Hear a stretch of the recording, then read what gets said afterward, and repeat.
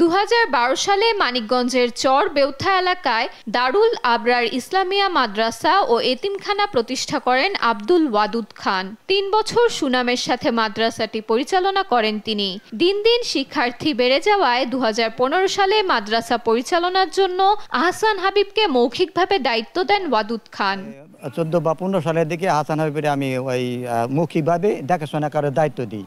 2019 সালে মাদ্রাসার আয় ব্যয়ের হিসাব চাইতে গেলে ওয়াদুদ খানের সাথে আহসান হাবিবের দ্বন্দ্ব শুরু হয়। জেলার শীর্ষস্থানীয় আওয়ামী লীগ নেতাদের ব্যবহার করে প্রতিষ্ঠাতা ওয়াদুদকে বের করে দিয়ে মাদ্রাসা পুরোপুরি দখল করে নেন আহসান হাবিব। চাকরি ছাড়া করেন আরও কয়েকজনকে। এ নিয়ে উভয় পক্ষের হামলার ঘটনাও ঘটে। স্থানীয়ভাবে কয়েক দফা বসেও হয়নি কোনো সুরাহা। বিচার দাবি করে জেলা প্রশাসক, পুলিশ সুপার, দুদক ও শিক্ষা কর্মকর্তা বরাবর লিখিত অভিযোগ দেন ওয়াদুদ খান। আহসান হাবিবের বিরুদ্ধে দুর্নীতির অভিযোগও করেন তিনি।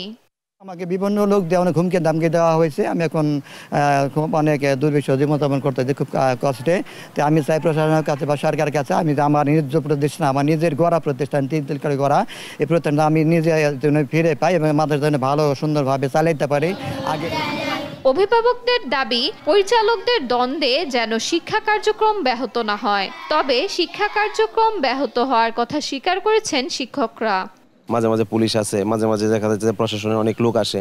আয়সা যখন এগুলো করে তখন এই বাচ্চাদের ভিতরে এই বিষয়টা বড় একটা বাজে একটা প্রভাব পড়ে। এই প্রতিষ্ঠানের অগ্রগতিকে প্রতিহত করতেছে, এটা নিশ্চিত।